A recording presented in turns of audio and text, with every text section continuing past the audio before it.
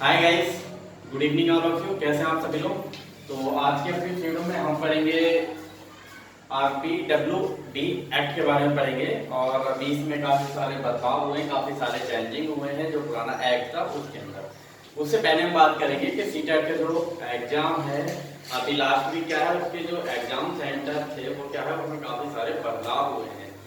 काफी सारे स्टूडेंट थे जिनके कॉल, कमेंट्स और मैसेज आए कि ये बदलाव क्यों हुए। उनसे काफी सारे क्या है, उन स्टूडेंट को क्या है दिक्कतों का सामना करना पड़ रहा है। काफी सारे ऐसे बच्चे हैं जिन्होंने अपना कहीं कुछ कुछ और माइंड सेट था, कह सकते हैं कुछ और पॉइंट ऑफ व्यू था, किसी और पॉइंट ऑफ व्यू से दिल्ली भरा था या कहीं आगरा सेंट्रल भरा था या कहीं लखनऊ या कानपुर सेंट्रल भरा था।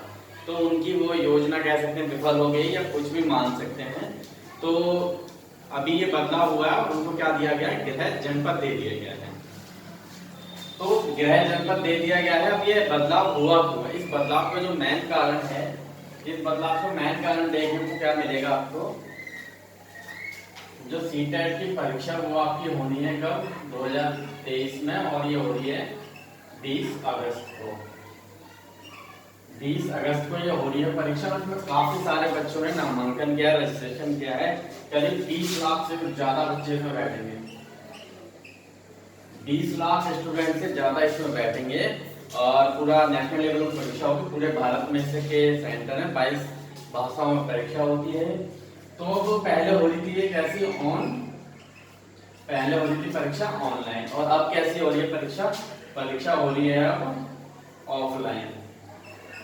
तो इतनी बड़ी संख्या में ऑफलाइन हो रही है परीक्षा। तो पहले हो रही थी ऑनलाइन। तो ऑनलाइन में क्या होता है, लैब में होती है परीक्षा। कहाँ होती है, लैब में। अब जो लैब होते हैं वो कहाँ बनाए जाते हैं, ज्यादातर स्मार्ट सिटी होते हैं उनमें बने होते हैं लैब। जैसे कि जो महानगर होते हैं बड़े, दिल्ली की बात करें या राजधानी की बात करें लखनऊ और साथ ही मुंबई, तो इस तरीके के जो सिटीज होते हैं उनमें लैब की संख्या क्या होती है, ज्यादा होती है। जो दूर दराज के पिछड़े हुए राज्य हैं उनमें लैब बहुत कम देखने को मिलते हैं। तो लेकिन अब परीक्षा हो रही है कैसी, अब परीक्षा हो गई है सीधी ऑफलाइन। अब परीक्षा हो गई ऑफलाइन।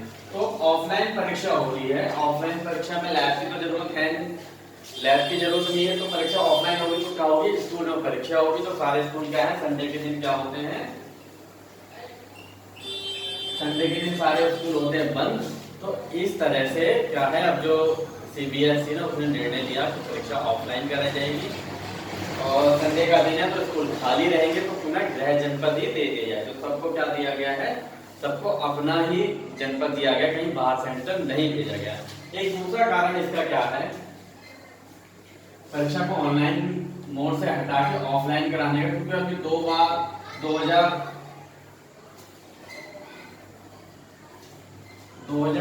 से परीक्षा निरंतर हो रही है और 2023 चल रहा है, जो करीब 17वां एडिशन संस्करण है ये।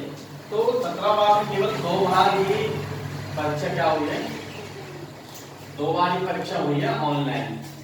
तो 2 बार परीक्षा ऑनलाइन हुई है। इतने सारे जो परीक्षा हुई है, परीक्षा चली थी करीब, जो लास्ट ईयर 22 वाली थी, जो 22 में परीक्षा हुई सीटेट की, तो उसमें करीब 24 दिन परीक्षा होती है। अब 24 दिन परीक्षा हुई थी, परीक्षा हुई थी 2 शिफ्ट में, 2 शिफ्ट में परीक्षा हुई थी। 24 या 25 आई थिंक था। तो इसका डबल कर दो तो करीब 48 के आसपास क्वेश्चन सेट बनाए गए, 48 पेपर बनाए गए। तो ये बहुत बड़ा क्या है, अपने आप में एक बहुत ही कह सकते हैं वैसा काम है कि इतने सारे पेपर कहाँ से क्रिएट किए जाए, क्योंकि सीटेट का जो सिलेबस है वो क्या सीमित है, गिना चुना है, ज्यादा सिलेबस है नहीं। तो इस वजह से इसको हटा के परीक्षा कर दी है कैसी, परीक्षा कर दी है आपकी ऑफलाइन मोड में। तो ऑफलाइन मोड में परीक्षा कर दिया है। परीक्षा होगी एक दिन 20 अगस्त को। 20 अगस्त को आपकी परीक्षा होगी और एक ही दिन होगी। पेपर फर्स्ट में PRT वाला होगा, सेकंड शिफ्ट में पेपर दूसरा करा जाएगा। पहला होगा आपका 10 बजे से लेकर 12:30 और दूसरा 2 बजे से 4:30 के आसपास, या कुछ हो सकता है बदलाव हो जाए, लेकिन वैसे बदलाव देखने को नहीं मिलेगा। टाइमिंग यही रहने वाली, मॉर्निंग और आपकी इवनिंग शिफ्ट। ठीक है, तो ये तो थी बेसिक जानकारी के सीटेट क्या है, ऑफलाइन क्यों किया गया है और जो सेंटर क्यों बदलाव किए गए हैं। बहुत सारे ऐसे स्टूडेंट हैं जिन्हें सेंटर के बदल जाने से बहुत ही क्या है आघात हुआ है। मेरे पास पर्सनल कई लोगों के मैसेज आए कि हमने कुछ और सोचा था और सेंटर क्या है चेंज हो गया है। तो हम बात करेंगे आरपीडब्ल्यू एक्ट 2016 की। तो आरपीडब्ल्यू एक्ट में से वैसे ज्यादातर क्वेश्चन नहीं पूछे गए अभी तक, जैसे लास्ट ऑनलाइन हुए थे एग्जाम, तो ऑनलाइन वाले में काफी सारे क्वेश्चन पूछे गए थे घुमा फिरा के। केवीएस में डीएसएस में बहुत ज्यादा क्वेश्चन पूछे जाते हैं आरडब्ल्यू एक्ट से।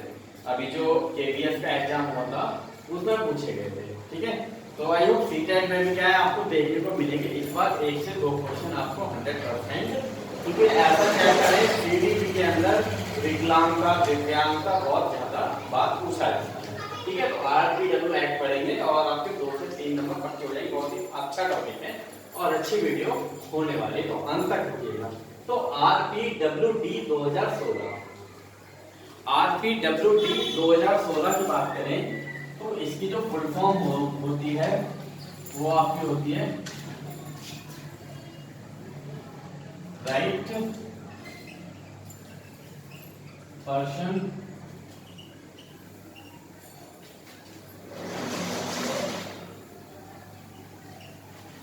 पर्सन डिसेबिलिटी और हो गया आपका एक्ट 2016, ठीक है। तो ये इसकी फुल फॉर्म होती, ये भी पेपर में पूछी गई है, राइट पर्सन डिसेबिलिटी एक्ट 2016, ठीक है। आरपीडब्ल्यूडी की ये फुल फॉर्म याद रखनी है आपको, पी से क्या है डब्ल्यू से क्या है, तो ये याद रखनी है, ठीक है। तो 2016 में ये आया, इसको लोकसभा ने पारित किया कब, डेट में बता देता हूं मैं, 16 दिसंबर 2016 को, 16 दिसंबर 2016 को इसे लोकसभा ने क्या किया,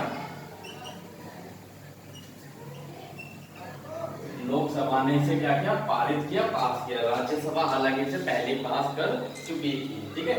तो 16 दिसंबर 2016 को लोकसभा ने इसे क्या किया पास किया, अपना 2016 वाला जो एक्ट है। अब ये एक्ट कैसा है, एक्ट क्या कहता है, दिव्यांग अधिकार और शिक्षा की बात करता है कि जो बच्चे दिव्यांग होते हैं और अपाहिज होते हैं उन बच्चों के लिए कैसी शिक्षा होनी चाहिए, क्या क्या व्यवस्था होनी चाहिए, तो उसकी बात करता है 2016 डब्ल्यूपीडी एक्ट, ठीक है। बहुत से बच्चे ऐसे होते हैं जिसे नहीं पता होता है, तो आरपीडब्ल्यू जो बात करता है वो करता है जो दिव्यांग बच्चों के उनकी दिव्यांग अधिकार और शिक्षा की बात करते हैं। क्या कहते हैं कि ये दिव्यांग जो व्यक्ति है उनका उनके लिए एक अधिकार है, उनके लिए एक बुकलेट है जिसमें बताया गया है किस प्रकार से कितनी दिव्यांग है। तो एक किताब है, कहते हैं पूरा एक बुलेटिन है जो कि है 37 पेज है। इसमें कितने पेज है, इसमें 37 पेज है और काफी सारे इसमें चैप्टर वाइज यूनिट वाइज दिए हुए हैं, ठीक है। 37 पेजों का एक बुकलेट है जिसमें बताया गया कि दिव्यांग व्यक्तियों के क्या क्या अधिकार हैं और उन्हें क्या क्या शिक्षा मिलनी चाहिए, ठीक है। इसके बाद है इसने जो जगह दी वो किसकी जगह दी, 1995 पीडब्ल्यूडी, जो पीडब्ल्यूडी एक्ट था उसकी जगह ली किसने 2016 में। इसको काट के नया क्या बन गया आरपीडब्ल्यू 2016 एक्ट नया बन गया, ठीक है। 1995 वाले में जो दिव्यांगता के प्रकार बताए वो बताए थे कितने, 7 प्रकार बताए थे।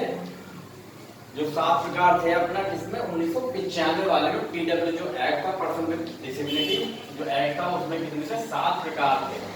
तो इसे हटा के अभी नया एक्ट क्या क्या पारित किया गया लोकसभा ने 2016 में, और इसमें जो दिव्यांगता के प्रकार बताए गए वो बताए कितने 21। तो ये याद रखना है दिव्यांगता के कितने प्रकार होते हैं। तो दिव्यांगता के अभी जो बताए गए हैं वो कितने प्रकार बताए हैं 21 प्रकार बताए हैं।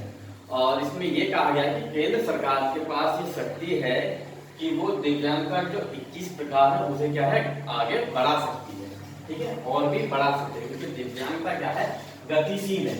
जो दिव्यांगता है गतिशील अवधारणा है।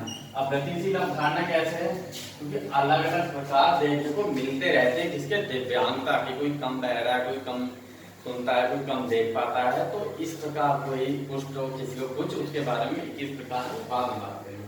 तो क्या है, किसकी जगह थी 2016 वाले ने 34 साल बाद बना जो नया है उसने उनको पहचाने वाले एक्टिव जगह ले ली। और अब जो चलन में चल रहा है वो चल रहा है 2016 वाला। ठीक है, बार बार बातों को इसलिए रिपीट करना पड़ता ताकि आपको क्या है अच्छे तरीके से समझ में आ जाए। ठीक है, तो इसे रफ कर देते हैं।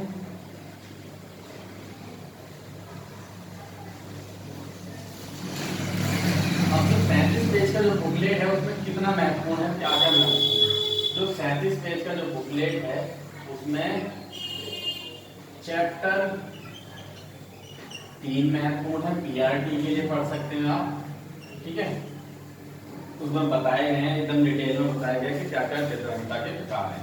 और बाकी मैं कुछ कराता हूँ अभी। चैप्टर नंबर 6 ये पेपर फर्स्ट वालों के लिए हो सकता है और ये पेपर सेकंड वालों के लिए, इसके लिए बहुत ज्यादा महत्वपूर्ण हो सकता है। चाहिए अपना चैप्टर नंबर 6 पढ़ना। तो उसमें क्या क्या है, चैप्टर नंबर 6 में जो बात की गई है राइट टू एजुकेशन, जो शिक्षा का अधिकार 2000 क्या है 2009 है। ठीक है, राइट टू एजुकेशन जो क्या है शिक्षा का अधिकार है, जिसमें काफी सारा डिटेल में एक वीडियो बनाई हुई है, तो आप वहां जाके पूरा देख सकते हैं। तो राइट टू एजुकेशन जो शिक्षा का अधिकार है, इसमें बहुत सारा डिटेल में बताया गया। छात्र शिक्षक अनुपात की बात की गई है, कितने घंटे क्या है पढ़ाना चाहिए। तो ऐसी सारी चीजें जिन पे क्या है बच्चों के जो शिक्षा है उनके ऊपर क्या क्या अधिकार है डिटेल में बताया गया है। ठीक है, 1 किलोमीटर के अंदर प्राइमरी स्कूल होना चाहिए, 3 किलोमीटर के अंदर प्राइमरी होना चाहिए, कितने घंटे क्या चलेगा, पहला पीरियड कौन सा होगा। तो इन सारी चीजों की बात की गई है जिसमें राइट टू एजुकेशन। और एक और महत्वपूर्ण बात की गई राइट टू एजुकेशन में कि जो दिव्यांग व्यक्ति है, सॉरी पहले बात करेंगे इसमें राइट टू एजुकेशन कहता है कि 6 से 14 वर्ष का जो बच्चा है, 6 से 14 वर्ष के बच्चे को मुफ्त और अनिवार्य शिक्षा देनी चाहिए। 6 से 14 वर्ष का जो बच्चा है यानी, ठीक है, 6 से 14 वर्ष का जो बच्चा है उसे मुफ्त और अनिवार्य शिक्षा क्या देगी, गवर्नमेंट देगी। और उससे किसी प्रकार का कोई पैसा नहीं लिया जाएगा, ना ही उसे क्या है किसी कागज किसी पत्रिका को लेकर एडमिशन रोका जाएगा, बीच में भी उसे एडमिशन दे दिया जाएगा। ठीक है, तो 6 से 14 की बात है। लेकिन अभी हम पढ़ रहे हैं आरपीडब्ल्यू एक्ट, तो ये बात कहता है दिव्यांग व्यक्ति के लिए। ठीक है, तो ये कहता है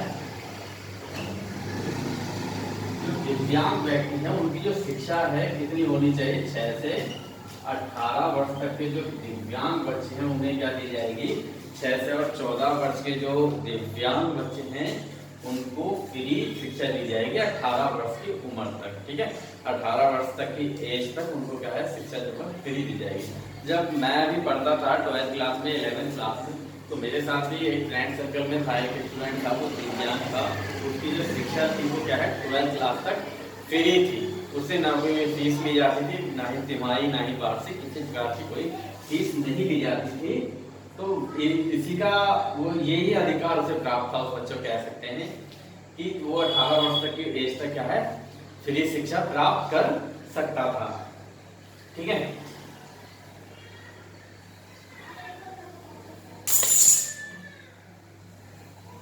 तो 6 से लेकर 18 वर्ष तक का अधिकार होता है दिव्यांग बच्चे को। ठीक है, कि वो किसी भी स्कूल में जाके क्या है अपनी जो पढ़ाई को क्या है बरकरार रख सकता है, तो उससे कोई भी चार्ज नहीं लिया जाएगा फीस के रूप में। ठीक है, और इसमें क्या है क्वेश्चन कई बार पूछे गए हैं। 2016 में क्या है 21 प्रकार बताए गए हैं और 1995 वाले में कितने थे, उसमें 7 प्रकार थे। तो ये क्या है इसके 3 गुना जो प्रकार है वो क्या है बढ़ा दिए गए हैं नया वाला जो एक्ट बन के आया उसके अंदर। ठीक है, और इसमें क्या है पहले अपाहिज शब्द जो लंगड़ा कह रहे थे या अपाहिज कह रहे थे या विकलांग कह रहे थे, क्या था विकलांग।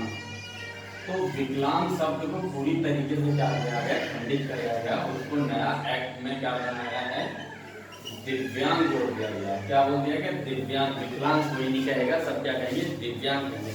अब जो कार्ड भी बन के आ रहा उसमें दिव्यांग शब्द का इस्तेमाल होगा, कहीं भी आपको विकलांग शब्द का इस्तेमाल देखने को नहीं मिलेगा। ठीक है, ये बनी 34 साल बाद बनी। ठीक है, तो इसका स्क्रीनशॉट लेने के देखिएगा। अब हम बात करेंगे जो 21 प्रकार वो कौन कौन से हैं। तो 21 प्रकार कौन कौन से हैं उनके बारे में जानेंगे डिटेल में। कुछ प्रकार मैंने लिखे हुए हैं, एक दो प्रकार छूट गए हैं, वीडियो लंबी हो जाएगी इसलिए, ठीक है। गर्मी बहुत है, पसीना।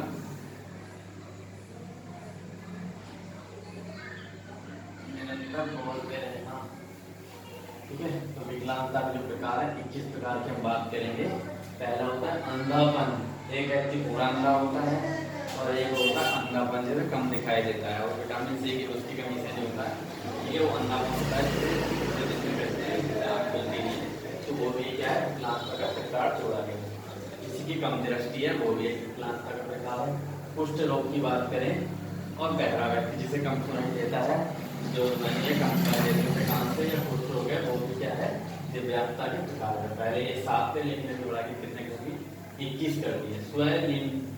स्वेलिंग कौन सा होता है, जैसे किसी ने मायने में खान फिल्म देखी हो शाहरुख खान की, तो शाहरुख खान उसमें क्या बार बार बोलता है मैं खाना खा लूंगा, मैं खाना खा लूंगा, मैं खाना खा लूंगा।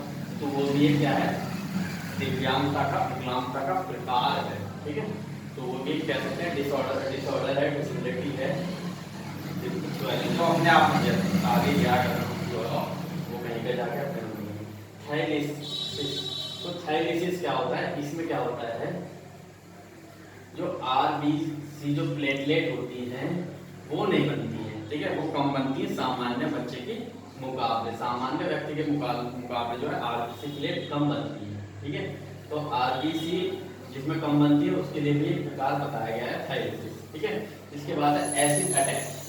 अब ये एसिड अटैक बहुत ज्यादा नया जोड़ा है, आपने छपाक फिल्म देखी दीपिका पादुकोण की, तो उसमें एसिड अटैक अभी अपने पास डिजिटल बोर्ड वरना मैं दिखा देता सारी आपको फिल्में, ठीक है। तो अगर हम नॉर्मल पे बात करें आपका सहयोग रहेगा तो बहुत जल्दी क्या है डिजिटल बोर्ड बहुत जल्दी आ जाएगा। तो एसिड अटैक की बात कर रहे हो, तो एसिड अटैक दीपिका पादुकोण की आपने देखी हो जिसमें क्या है उनके ऊपर एक व्यक्ति एसिड फेंक देता है, उनके फेस पर आधा फेस क्या होता है उनका जल जाता है। तो उसको भी किसमें शामिल किया गया है दिव्यांगता में शामिल कर लिया गया है। तंत्रिका तंत्र, ठीक है, जिसमें क्या है 60 साल के आसपास में जो बुजुर्ग होते हैं उनके जो हाथ पैर कपने लगते हैं या उनसे नीचे, तो उसे भी दिव्यांगता में जोड़ा गया है। भाषण और भाषा में क्या है जिसे कठिनाई महसूस हो, ठीक है, कठिनाई महसूस हो। तो ये अभी हमने कितने दिव्यांगता की बात करी 6, 7, 8 करीब 10 दिव्यांगता के प्रकार हैं और 10 दिव्यांगता के और प्रकार हैं जो कि बहुत ज्यादा जटिल हैं, वो क्वेश्चन में नहीं पूछे जाते हैं। तो यही पूछे जाते हैं ज्यादातर सीटेट में, बस यही पूछा जाया जाता है कि दिव्यांगता कितने प्रकार हैं, इसके क्या फुल फॉर्म पूछ सकते हैं, कभी से पारित किया गया, किसका रूप कितने चेंज किया गया है, और इनमें से भी कोई पूछ लेगा, ठीक है। तो ये सारी चीजें आई होप आपको वीडियो पसंद आ रही होगी, क्या है अच्छा टॉपिक है, तो लास्ट तक बने रहिएगा वीडियो को, काफी सारी चीजें सीखने को मिलती रहेंगी। तो RPWX की हमने बात की 2016 की सीटेट के अंदर 2 से 3 क्वेश्चन देखने को मिलेंगे गारंटेड। तो पूरी वीडियो को ध्यान से कवर कर लेना, पूरी वीडियो को देख लेना अच्छे से, तो आपको क्या है RPWX पढ़ने की जरूरत नहीं पड़ेगी, प्रैक्टिस पेज कर रही है। और साथ ही साथ तो ये प्रकार हो गए। इसके बाद में सीटेट का पेपर है ही 20 तारीख को, तो मिलते हैं आई होप नेक्स्ट वीडियो में। तब तक के लिए लाइक और सब्सक्राइब करना ना भूलें, और वीडियो पसंद आई हो तो अपने फ्रेंडों के साथ शेयर भी करें। और ठीक है, तो क्वेश्चन किसी के ऊपर बनते हैं, ज़्यादा क्वेश्चन और नहीं बनने वाले। तो धन्यवाद दोस्तों, मिलते हैं नेक्स्ट